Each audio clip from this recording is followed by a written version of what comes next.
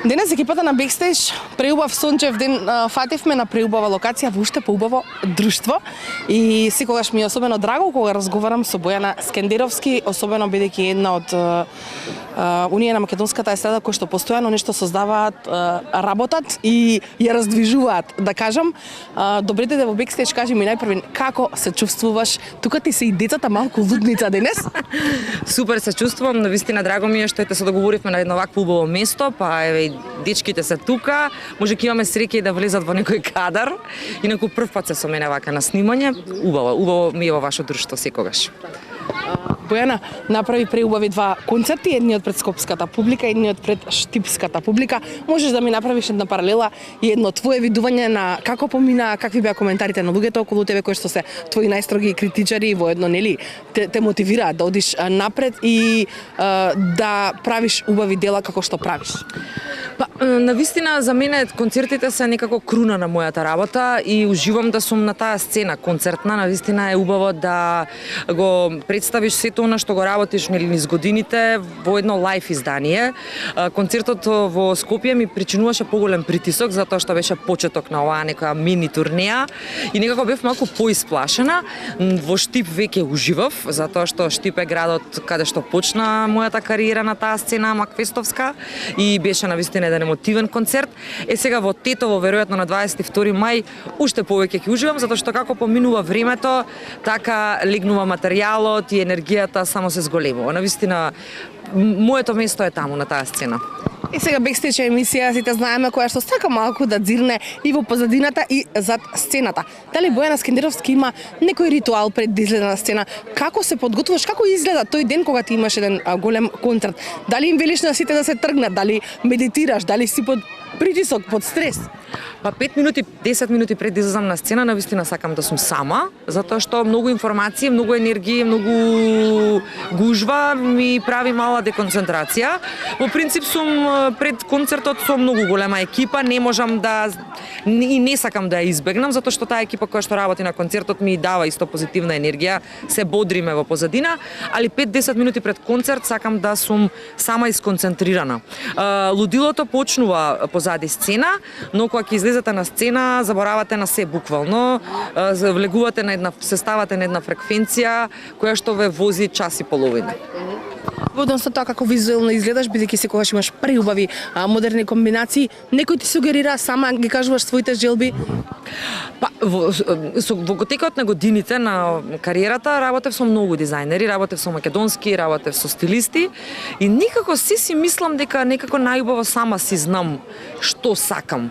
Иако сум тип кој што сака да експериментира, следи што се случува на модната сцена светска, што е ин, што е актуелно. Не сум некој човек кој што прати трендови по секоја цена, поради тоа што моето тело и не дозволува баш секогаш да облечам, нели, како и секој индивидуален човек. Генерално сама го одбирам аутфитот по кој што се движам, нели, во правецот. Ме интересира што за тебе значи успешен живот надвор од кариерата. Што е она што те прави среќна, што те го исполнува денот, нешто во што уживаш, а не поврзано со музиката? Па, јас сум тип кој што сака уметност во принцип, уживам во патувања и поново време имам едно хоби кое што се вика купување антиквитети или реставрирање на стари работи.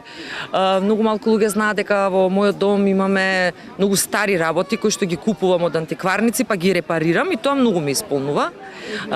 Многу сакам музеи, поради фактот што сакам музеи, најверојатно сакам да репарирам саати, клавири, столни лампи и уживам во обични работи, искрено ти кажам. Мене најважно ми е да имам еден круг на луѓе со кои што црпам и добивам позитивна енергија. Разменуваме идеи, веќе сме во години каде што не се устручаваме, да кажам жаргонски, да си кажеме што мислиме искрено. Така да, обични работи ме прават среќна. Кои животни вредности Бојана никогаш не би ги компрометирала?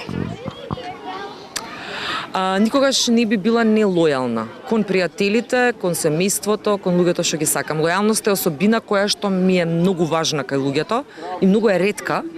И таму каде што ќе ја почувствувам, тие луѓе ги чувам, а јас сум човек кој што е лојален по природа и лојалноста ми е нешто најважно. Како стоиш со простувањето? Дали за тебе да простиш е сила или слабост? Сила. Затоа што христијански е да се прости, а јас по природа сум човек кој што брзо избувнува, значи брзо се лутам, искрен тип сум. Но дали трае тоа? Не. Јас заборавам понекогаш зашто сум се налутила. Не сум тип кој што држи лутина и многу ситуации каде што сум се налутила ќе помине време и се ми е веќе онака сеедно. Не сум тип кој што е злопамтило па сега ќе држи лутина со години. Дали имаш некакви животни стравови или пак што најмногу те плаши во животот, а не го признаваш вака многу малце луѓе го знаат тој детај? Откако станав мајка ме плаши днината на децата, какви времења доаѓаат, сега поинаку ги гледам околностите во наше окружување, дали ќе имаат сигурна иднина, здрави, прави да останат. Откако станав мајка, станав многу поранлива и тоа се моите најголеми стравови. И во принцип се плашам да не звучам како мисица, ама се плашам и од војни. Еве го Ѓорги, да. Влезе во, јас го посакував тоа, но само на кратко. Дури прашам, мамо, зашто има камерман тука? Да, кај да, ќе се опушти да влезе и да се збори со вас. Дали си имала момент во животот кога си се почувствувала изгубено, па потоа повторно си се пронашла? Некој момент кога си рекла зошто е овака, каде одам, каде од тука понатаму, да. Или тоа било моментот повторно е поврзано со доаѓањето на свет на твоите деца, или? Сите сме имале такви моменти, сум имала и јас. Некогаш имате големи планови, мислите дека животот ќе го терате како по ден редослед, но секогаш не е така, нели? А јас сум во принцип човек што сака да има долгорочни планови. Сега оној пат каде што ќе запне некој план, нели, за момент се чувствувате загубени, како да го решам проблемот, како да излезам од оваа ситуација и тоа е кратко. Ми трае 2-3 дена паника да ме фати, да се испаничам, да не леле што ќе правам сега. Во принцип се смирувам и вртам нова страница и го решавам проблемот. Да, сум имала моменти на изгубеност. Колку од вистинската Бојана ја гледа публиката? Колку дозволуваш да те запознаат каква си на вистина во реалниот живот? Па не можат баш се да видат, затоа што веројатно сцената, камерата, разговориве, интервјуто не можат да ме доловат комплетно. Јас сум обичен човек како и сите други, кој што има своји мани и добри особини. Па не знам баш дали би треба да ме видат во право светло, како што изгледам. Самокритична сум и ама во принцип сум човек кој што брзо простува, брзо се лути, сака многу силно и плаче и се смее силно. Ти благодарам многу за одвоеното време за екипата на Бекстејдж и се гледаме повторно. Ти само прави музика, а ние ќе сработуваме и секогаш ќе те поддржуваме тука ќе бидеме.